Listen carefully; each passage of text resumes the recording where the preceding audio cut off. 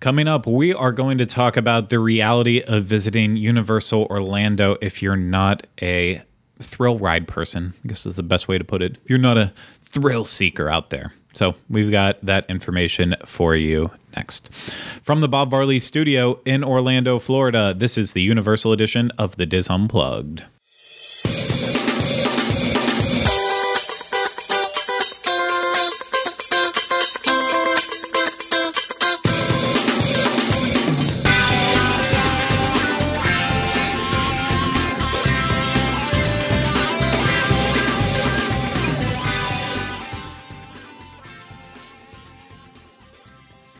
The Diz Unplugged Universal Edition is brought to you by Dreams Unlimited Travel, experts at helping you plan the perfect Universal vacation. Visit them on the web at www.dreamsunlimitedtravel.com. Hello, everyone. Welcome to this week's episode of the Diz Unplugged Universal Edition. I'm your host, Craig Williams. Today, I'm joined along by my co-host, Ryno. Hello. Hello. And then back on the controls, we have Corey Fiesganaro. Hey, guys. Hey, guys. So this is going to be a bit of a looser episode, more not what we usually do, a little bit loosey-goosey, give or take there, but it should be a fun discussion. I want it to be a frank discussion. And Can I still be Garth? Yes, you can. As long as I can still be Wayne, then you can still be Garth. But yeah, ultimately, this is a little bit off topic from what we normally do. Not off topic, but I guess off branch from, trying to get some information out there. This, I just want to kind of be blunt about Universal Orlando, especially, like I said in the opening, if you're not a thrill ride person, because, a lot of this idea kind of sparked from trying to come up with topic ideas for what we should do, what we haven't done in a while. Obviously, one of the biggest questions we get all the time is, I get motion sickness easily. What can I do? What rides should I avoid? And we're going to go into a little bit more in depth on that as we go along. And so it's a lot of stuff like that has popped up. And then, we've talked about now that Fiasco is running the controls for us. He's not as he's not as seasoned with the Universal parks, hasn't been in a long time, and is going to start getting into it. And he is not a thrill ride person. He cannot handle that because of the headaches and other effects on his actual personal self. I'm 60. Yes. I'm 60 years old. And so that's when you have to step back, and it made me think. Yeah, we talk about a lot of the details that go into Universal parks that I believe, like, the theming is beautiful in some sections, top notch, sometimes better than Disney in some areas, like the Wizarding World. But then there's kind of this then gray area that we leave with, well, if you don't do these attractions and stuff that we consider the best, what is there really to do? So I think it's about time that we actually have once again, a frank discussion. Still Garth? Still Garth. Okay. Although we know in this thing, you're technically Garth because you have the lighter hair. I know. Absolutely. And I feel like my personality is more Dana Carvey anyways. And what's the... Sorry, I was trying to think of the line where he's like, it was, never mind. It's not the appropriate one. Where I'm low on gas and you need a jacket. And I was like, what's the first half of that? Now I remembered. Anyways, sorry for that tangent. But yeah, I think it's about time to actually really throw it out on the table. And I think we actually have a nice, well-rounded balance for that because, we're thinking about this in the aspect of Fiasco, who can't really handle a lot of the attractions that people go to Universal for. Then we have Ryno, who I want to, not to offend you, but you're kind of right in between. You will do a lot of the attractions, especially if you have Dramamine on hand for your motion sickness that you have, but you're still not tackling the big bad boys. You're not doing the Incredible Hulk coaster. You're not doing Hollywood Rip Ride Rocket. And I will never do that one. Yeah, so I feel, and then there's me, who I will do pretty much anything. There's stuff that, like, going back to Incredible Hulk coaster, no, I don't do that every time I go to Universal. If I don't sit in the front row, then I get jostled around because of where my my height is, where my head ends up being on like the lap bars, it really kind of throws my neck and gives me headaches. So on the front row, for some reason, I can maneuver it a little better. That it's a much smoother experience for me. But I'll still go on and do it if I'm here with someone who only comes once every 2 years and they say I want to go on it. Yeah, why not? And ultimately, there's nothing that I'll say. Nope, that's not working for me. I have to really like you to get on Rip Ride Rocket, but I will even do that if really push comes to shove. So I feel like we have a nice gamut and can look at this in an honest way. And so let's get this conversation rolling. And that, from my opinion, and I hate saying this because part of our job is to sell our love for Universal Orlando, and I think we do have a super great appreciation, but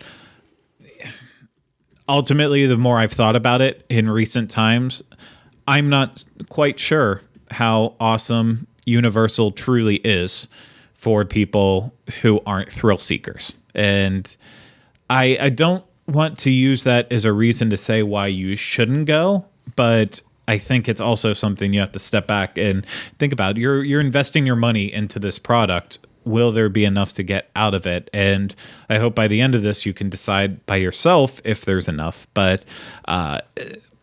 that's something you really have to look at. So I'm going to kind of go through this, starting with Universal Studios Florida, moving on to Islands of Adventure. Volcano Bay, I'm going to kind of just put an asterisk of sorts on that. Volcano Bay being the water park that's at Universal Orlando Resort. I think that really doesn't require that thrill seekers mentality, because water parks are very straightforward. There are people who go to water parks and say, I only go for the beaches and do the lazy river. And then other people say, I go to do the slide. So I think that's pretty clear on that. You can visually see what it's going to be like before you do it.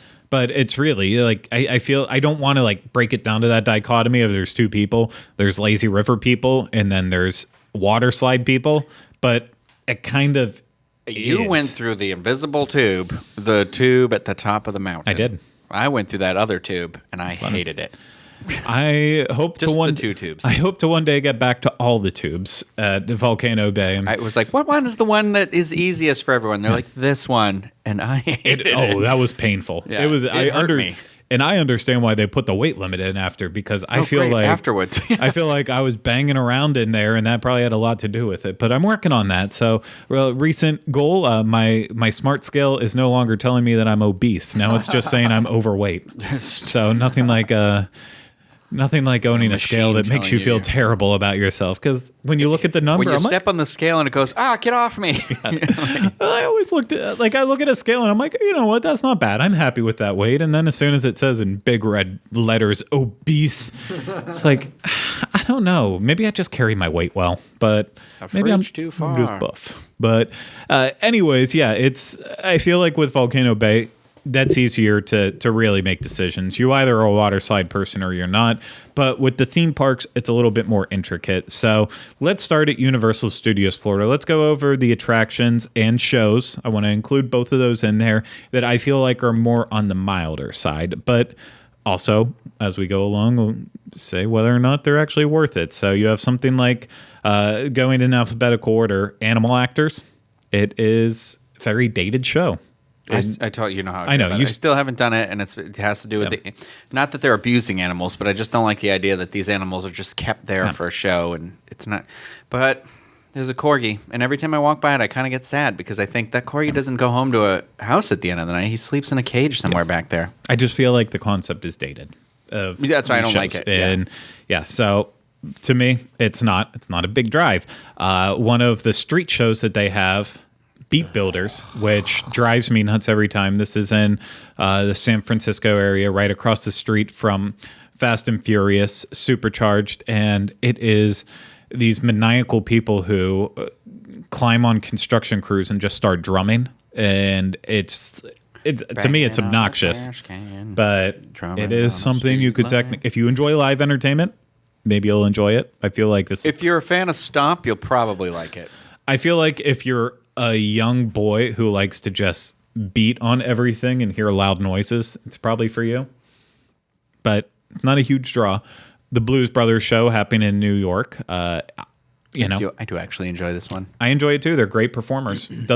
Jake and Elwood always come out and nail it, and they're the extra help they get as well too. It's always entertaining. I don't think you have to be familiar with the property to enjoy it either. No, because they're singing classic songs and doing it in a fun way. So you don't need to see the movies in order to be able to enjoy it. Actually, you probably, for the average person, I think you would enjoy it more than sitting down and watching the movie and be like, what is this foul language?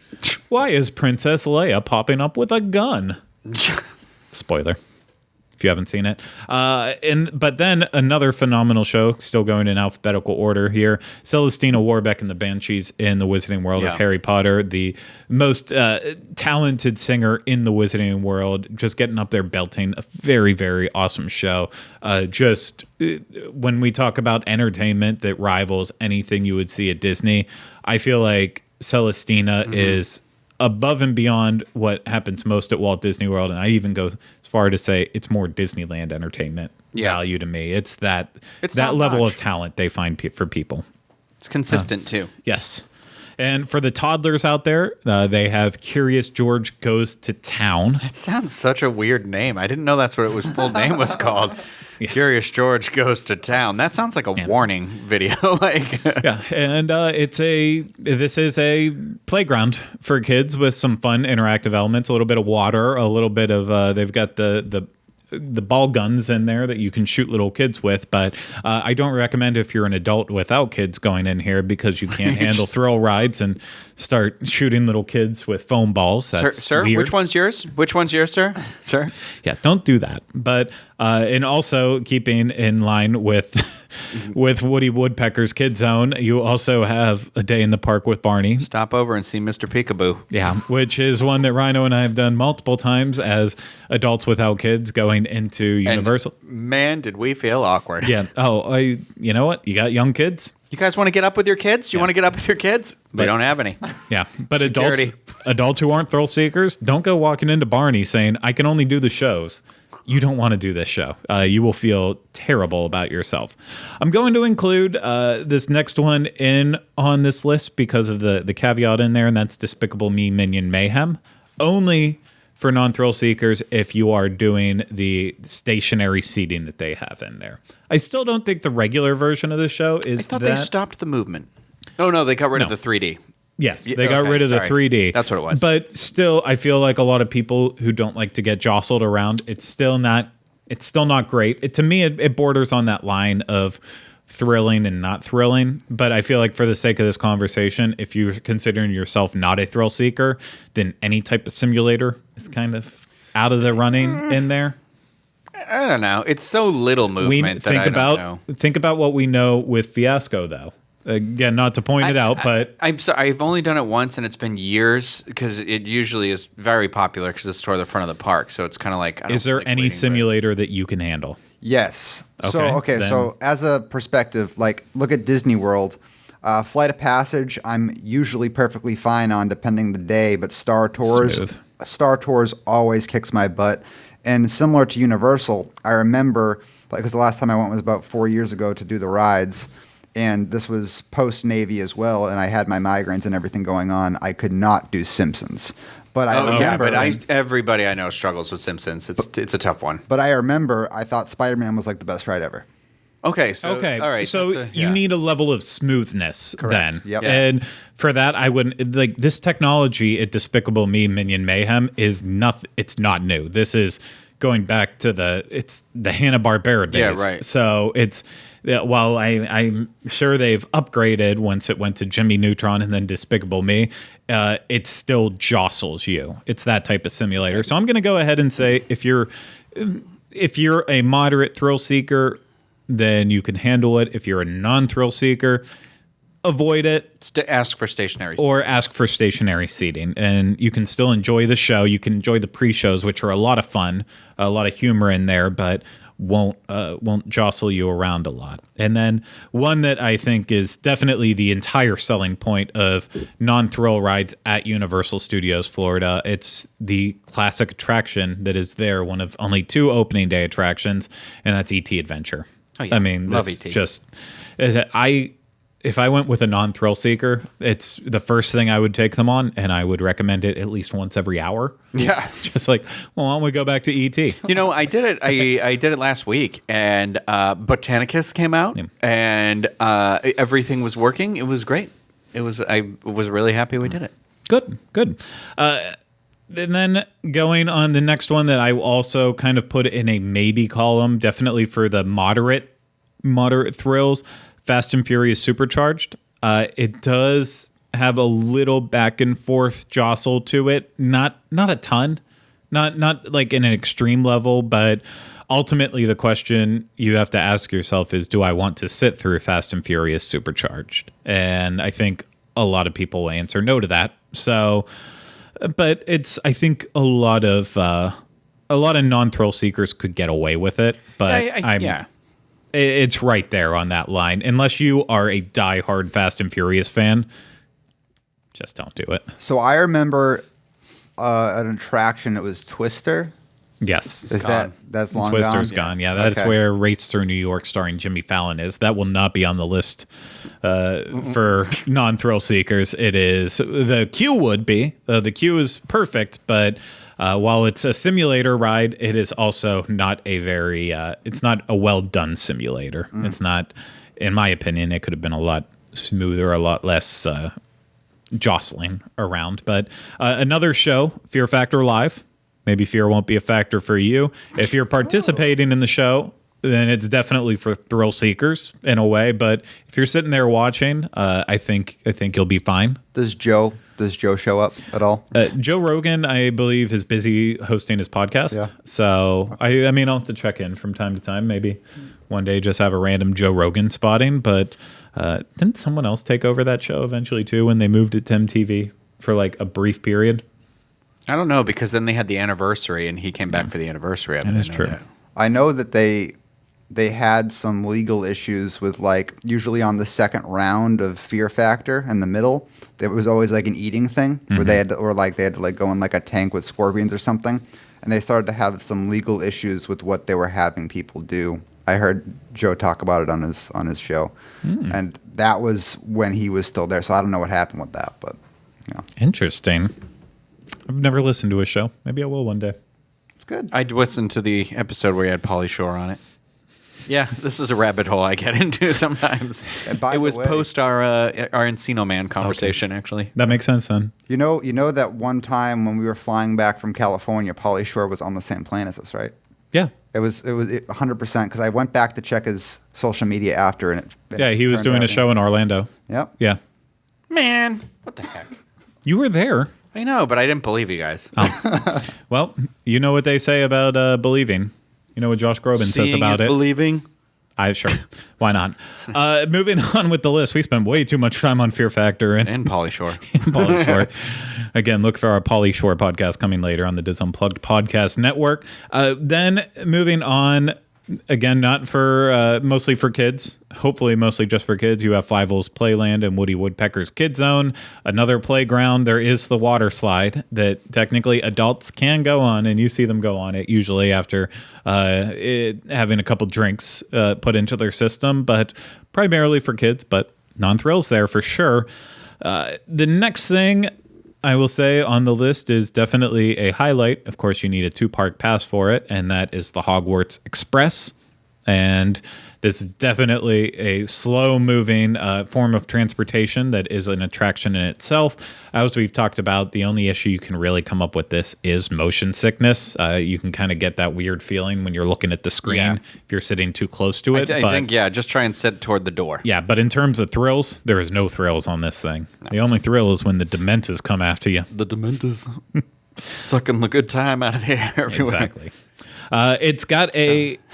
Sorry, I was going to say, tell us, Prison Craig. Yeah. Go on. Dementus. It's got a foreboding name, but it's definitely not anything you can't handle, and that is Kang and Kodos's Twirl and Hurl in the Simpsons area of World Expo. And this is a spinning ride, a hub and spoke spinning ride on the lines of Dumbo. And while it says Twirl and Hurl, don't worry. It's very... it's just a joke. It is literally, it's just a joke. And it's slow moving, perfect for adults, kids. And the fun part is, like, Jennifer Tilly actually does her voice for it, and there's all these. Who's Jennifer Tilly a voice of? She's the narrator of the entire experience. So it'll be like, sorry, I'm paraphrasing on this because I don't have it memorized anymore. But she'll be like, make sure you hold on to all your valuable items and your children, so they don't eat them. And oh my gosh, I didn't realize that. Yeah, listen to it as you're going past. Yeah. And it's like little fun comments like that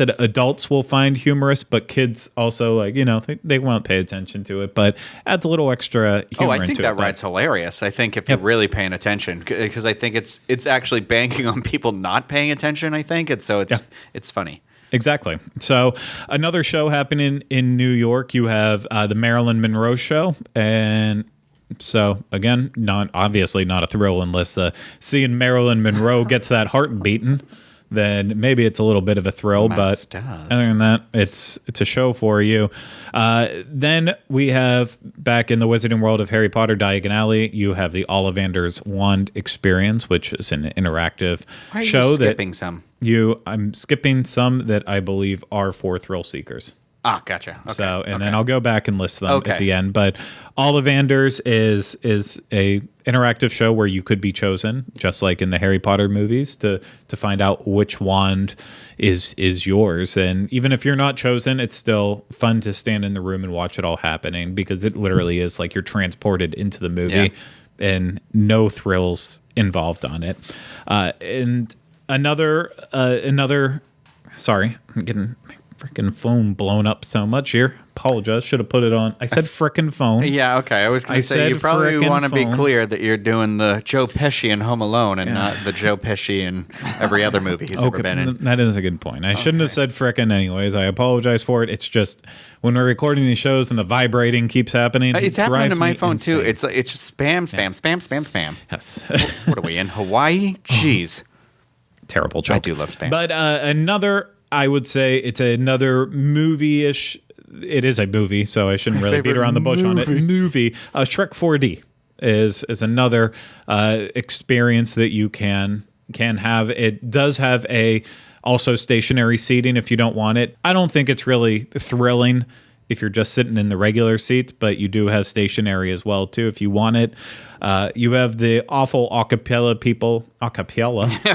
people singing in New York as well from time to time. I don't recommend acapella for anyone, so I can't recommend them either. Oh, and if you are walking by and they do not have a crowd around them, they get aggressive about being like, sir, come. You're going to watch this. And I'm like, I'd rather not. So, and I don't care for beatboxing. But I don't care for those beatboxers. I don't care for beatboxers. But continuing the list, Tales of Beetle the Bard. This is the puppet show that happens back in the Wizarding World of Harry Potter on the same stage that also houses Celestina Warbeck in the Banshees. These puppets are amazing. They're made by the Michael Curry design. They are intricate. The puppeteers are awesome, and these shows are very moving. Don't you kind of wish they sold the puppets? I do. I would have them. I think that would be cool. Yeah, it would be. Going back to our Super Nintendo episode, saying, "Would you go crazy on merchandise?" No, but I would spend thousands of dollars on. I'd buy the puppets. Three Brothers for sure. Yeah.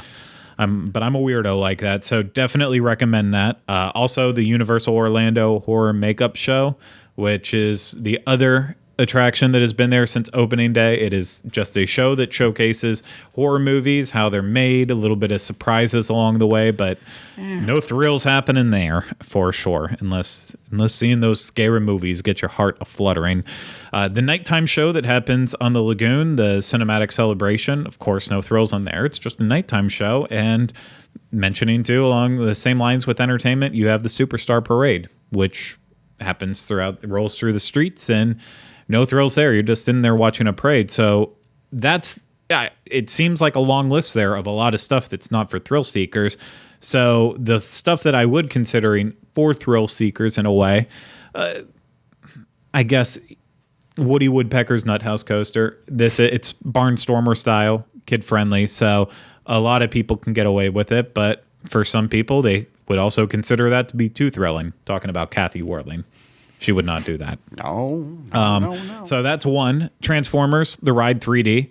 This is that same technology used, as Fiasco mentioned earlier, with The Amazing Adventures of Spider-Man. So it is a simulator. It's moves you quickly, but at the same time, it's for most thrill seekers. I think it's going to non-thrill seekers. I think it's probably going to be a little too much. But if you can handle a little bit that's smooth, go for it. I remember doing this one too. I think one of the Transformers ends up like grabbing your vehicle and stuff, right? Yeah. I remember liking that one too. So that was up my alley as well. Cool. And then we already mentioned the Simpsons Ride as being non-happy for thrill seekers, and I would still stand with that. Even though I love the Simpsons Ride, I don't get sick doing it. Two people in the room saying it's not for them. I completely agree with it. Most people I talk to who come off the ride who don't have any problem doing heavy roller coasters, they still come off the Simpsons Ride and say, "What did I just do? I am so sick." Sorry, as far as like the Simpsons go and like rides like Star Tours, those are like top tier sickness rides for me. Yeah, it's intense. And Revenge of the Mummy, while we consider it one of the best attractions at Universal Studios Florida, it is a roller coaster inside, and there are two moments where you come to sudden halts that are very violent. One of them very, very violent. So which one did you say? Revenge of the Mummy. Yeah, where you're like, so and even then there's launches, there's a lot happening there. Definitely. I would say if you're a zero thrill seeker, don't try it. But if you're somebody who like tiptoes or like, I think I could be brave with something, I think this would be the coaster to be brave on. So remind me, because I know I went on Mummy, but it was ages ago. Is it kind of like Indiana Jones? Indiana Jones Adventure at Disneyland? Yeah. No. Okay. It starts out as a slow moving dark ride. It's on the coaster track, but it starts off slow, and then as the mummy, the curse comes alive and the mummy starts going after you, then things pick up and start getting launched, and then you go into a big, intense coaster portion. Not big hills and stuff, but it's a fast launch in a small, tight area. Okay. So, and then you do come to like a complete stop all of a sudden. So you're just like, you get, even when you brace for it, it still hurts every single time. So it's pretty intense. And again, I would also consider Race Through New York starring Jimmy Fallon on the more intense side for non-thrill seekers. Even though it's a relatively new simulator, it still felt like they could have been a little bit ahead of themselves on it. It's not great. The one that Ryno called me out on thinking I skipped it for non-thrill seekers, Men in Black Alien Attack, as we talked about a couple weeks back on the show, I think right around Christmas time. There are definitely reasons why it could be on a non-thrill seekers list, because really it is, most of the time, it's a slow moving attraction that just you're shooting, and it's not bad, but then there's the couple moments when the spinning starts. And I know for a lot of people out there, as soon as that spinning starts, that's when they're like, no. It's a big factor for me. Yeah. And I always tell people, like even when I just went on it last week with some people, I was like, okay, when we get through this X-ray machine, we have got to be blasting the top of the other car, because if this starts spinning and we are on the receiving end of somebody who's a really good shot, I'm going to get sick. Yeah. I will say a lot of times when I was working at Forbidden Journey, when they would come up and ask what it was like, say it's essentially a moving motion simulator and you're up on an arm and you'll have the sensation of flying as you're moving along, and then be like, well, can I do this? I'm like, I don't know. Can you?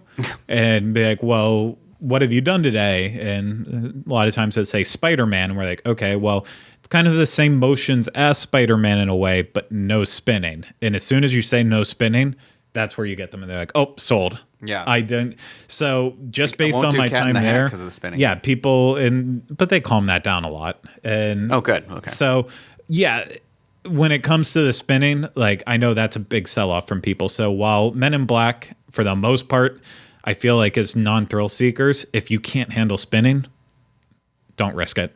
It's not worth it for you, but maybe it is. Then Hollywood Rip Ride Rocket. This is one of the icons of Universal Studios Florida. It's the big tall coaster that goes straight up and has the big weird loop that you don't go upside down. You just throw on the outside, all the special maneuvers and stuff that happens on it. I think that's pretty straightforward.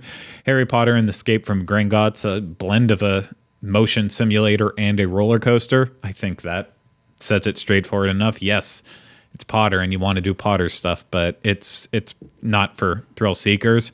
And I believe that is it. Those are your non-thrilling rides. So I think that paints a picture by itself. We're running out of time in this episode. So even though I was hoping to get to Islands of Adventure, we'll have to make that its own episode, a breakout episode. But looking at the list of the attractions we went over, what's your opinion? Is Universal Studios Florida the reality of what's there to do? You think non-thrill seekers can get away with USF? I think for me, it boils down into that. What's the group of people you're going with? If it's you and somebody else and neither of the two of you are thrill seekers, it kind of teeters on that. But I think but if you're a big Harry Potter fan, I would say, yeah, definitely go because you're going to live that world in the Wizarding World. But, if it's I don't know that I would recommend to Fiasco. Like, are you a Harry Potter fan? I am a Harry Potter fan. I grew up with it. And another thing too is though, like I just really like atmosphere too. Yeah. Okay, so then that's something where if you could say that to me, I'd say, oh yeah, then I'd recommend it for you going at least to check it out at least once in your life, I think. But if you're somebody, I will say after doing this list, there was more on the non-thrill seeker side of stuff than I thought of off the top of my head. There was, but I think the big difference is a lot for the Walt Disney World people out there and Disney people in general. There's plenty of non-thrilling rides that still exist at Disney parks, whereas at Universal, it's mostly show. It's mostly show oriented. So if you're not a show person, then it's honestly, I as much as I hate to say it, if you are very strict about your thrills and you're not a show person, I don't think you're going to find a lot at Universal in terms of the rides and the attractions. At Universal Studios Florida, I will say if you're a Harry Potter fan, yes, that's the one caveat that you have to come to the Wizarding World so you can see that, experience Diagon Alley, get your wand, spend time doing all of the interactive elements with the wand, and really get into it from that range. But as much as I love the theming of Universal Studios Florida and the atmosphere, I also don't know if I would necessarily recommend it as enough of a selling point because really, it's got Production Central is pretty plain.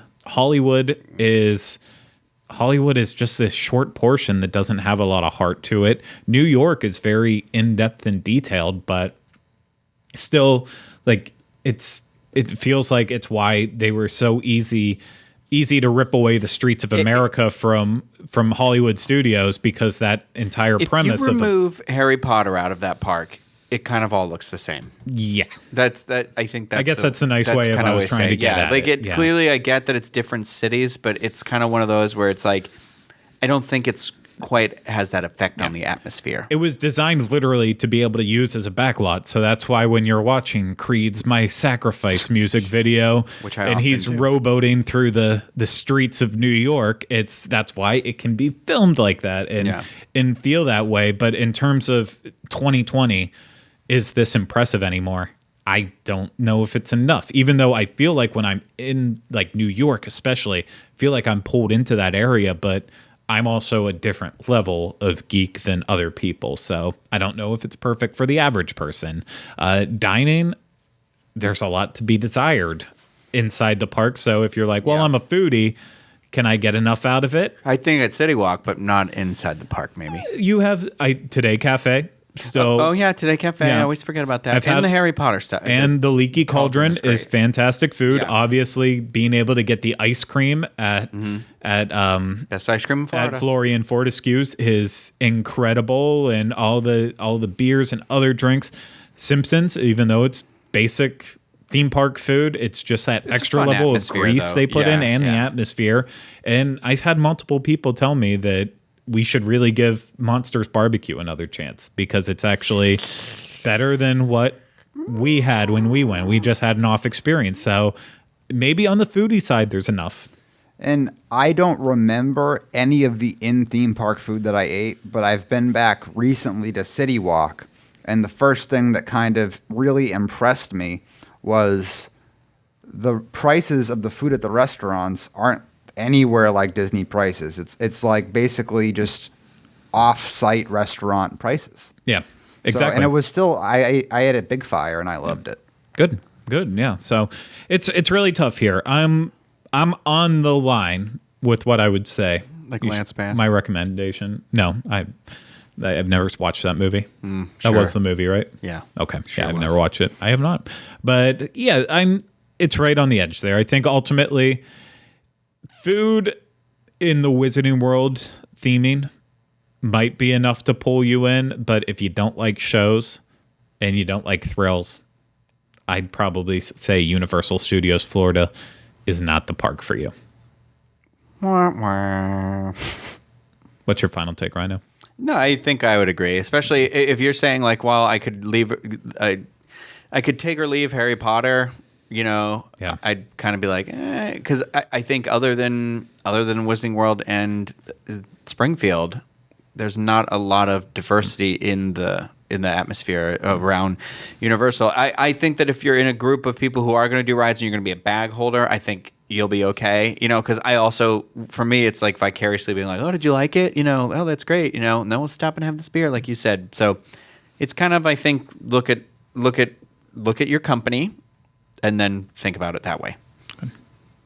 Good points. So thank you for having this conversation. Like I said, we will do another one on Islands of Adventure since we couldn't get it all crammed into one episode. It would be an hour-and-a-half long episode, so that's not okay either. So we will be back with our Islands of Adventure overlook very soon. Not the Overlook Hotel. That's scary. Like, that's also for non-thrill seekers. But yeah, we'll be back with that one in the future years so we can kind of wrap up this conversation on the realities of Universal for non-thrill seekers. So thank you so much for having this conversation. If you need any extra information, head over to our show notes page, disunplugged.com, for extra information on this show and all the others on the Dis Unplugged podcast network. If you're watching this on YouTube, go ahead, subscribe, hit that thumbs up when you get a chance, and hit the bell so you get notified when we have new videos coming out.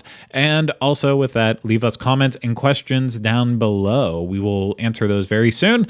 And then if you're listening to this on Apple Podcasts, Stitcher, Spotify, wherever, if you can subscribe to us, please do so, and please leave ratings and reviews for us. We need you to start doing that, even if they're bad. You know what?